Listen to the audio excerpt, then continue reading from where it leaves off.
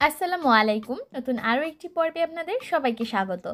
আজকের পর্বে তৈরি করে দেখাবো একদমই সহজভাবে চিংড়ি মাছ ভুনার রেসিপি। আশা করছি আপনাদের সকলের কাছে রেসিপিটা ভালো লাগবে। আজকের রান্নার জন্য আমি একটু বড় সাইজের চিংড়ি মাছ ব্যবহার করেছি। এখানে আমি 7টা চিংড়ি মাছ নিয়েছি। মাছগুলোকে ব্যবহার করার আগে আমি খুব ভালোভাবে পানি দিয়ে পরিষ্কার করে নিয়েছি, আর এর মাথার মধ্যে যে ময়লা অংশটা আছে সেই অংশটাকে ফেলে দিয়েছি। এবার প্রথমেই এর মধ্যে দিয়ে দিলাম 1 চা চামচ মরিচের গুঁড়া, আধা চা চামচ হলুদের গুঁড়া আর সামান্য একটু লবণ। এবার খুব ভালোভাবে মাছের সাথে মশলাগুলোকে মাখিয়ে নিচ্ছি। আর এভাবে করে যদি আগে থেকেই মশলা দিয়ে মাছগুলোকে মাখিয়ে রাখেন, তাহলে মশলা খুব ভালোভাবে মাছের ভেতর ঢুকতে পারবে, আর এটা রান্না করার পর খেতে বেশি ভালো লাগবে। মাছগুলো মশলা দিয়ে মাখিয়ে আমি আধা ঘন্টার মতো রেখে দিব। আর আধা ঘন্টা পর চুলায় একটা প্যান বসিয়ে দিয়েছি, আর এর মধ্যে নিয়েছি 1/3 কাপ রান্নার রেগুলার তেল। তেলটা গরম হয়ে এলে এর মধ্যে দিয়ে দিলাম 1.5 কাপ পরিমাপে পেঁয়াজ কুচি। এবার চুলার আঁচ মিডিয়াম হিটে রেখে পেঁয়াজগুলোকে ভেজে নিচ্ছি। পেঁয়াজগুলোকে ততক্ষণ পর্যন্ত ভাজতে হবে যতক্ষণ না পর্যন্ত পেঁয়াজগুলোর মধ্যে হালকা একটা বাদামি রং চলে আসে। আর যখনই পেঁয়াজগুলো ভাজতে ভাজতে এর মধ্যে হালকা একটা বাদামি রং চলে আসবে আর সেই সাথে পেঁয়াজগুলো নরমও হয়ে যাবে, ঠিক সেই পর্যায়ে এর মধ্যে দিয়ে দিলাম আদা রসুন বাটা 1 চা চামচ। এবার এই আদা রসুন বাটাটাকে আমি 2-1 মিনিটের মতো ভেজে নিচ্ছি, যাতে আদা রসুনের কাঁচা গন্ধটা চলে যায়।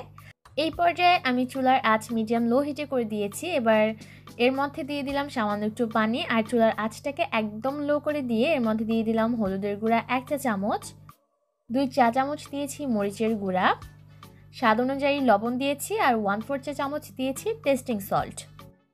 4-5টার মতো কাঁচামরিচ মাছ বরাবর দিয়ে চিড়ে দিয়েছি, আর দিয়েছি 1/4 কাপ টুকরা করে নেওয়া টমেটো। এবার সব কিছুকে একসাথে ভালোভাবে মিশিয়ে দিচ্ছি, আর অপেক্ষা করছি মশলাটা খুব ভালোভাবে কষে গিয়ে তেলটা উপরে ভেসে আসা পর্যন্ত।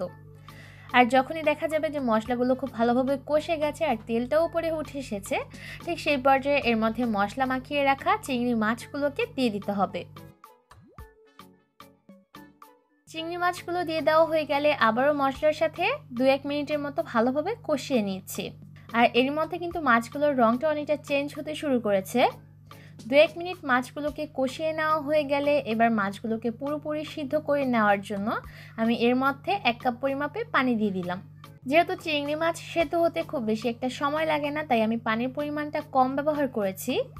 আর আপনারা যদি চান এই তরকারিটাকে একটু ঝোল টাইপের রাখতে, সেক্ষেত্রে পানির পরিমাণটা বেশি দিতে পারবেন। এবার সব কিছুকে একসাথে ভালোভাবে নেড়েচেড়ে মিশিয়ে দিচ্ছি, আর অপেক্ষা করব ঝোলটা পুরোপুরি টেনে গিয়ে গ্রেভিটা অনেকটা মাখা মাখা হয়ে আসা পর্যন্ত। আর অবশ্যই কিছুক্ষণ পরপর একটু নেড়েচেড়ে দিতে হবে, তা না হলে দেখা যাবে তরকারিটা আবার হাঁড়ির তলানিতে লেগে যেতে পারে। এর মধ্যে কিন্তু তরকারির ঝোলটাও অনেকটা টেনে গিয়ে গা মাখা মাখা হয়ে গেছে, আর মাছগুলোও ভালোভাবে সেদ্ধ হয়ে গেছে।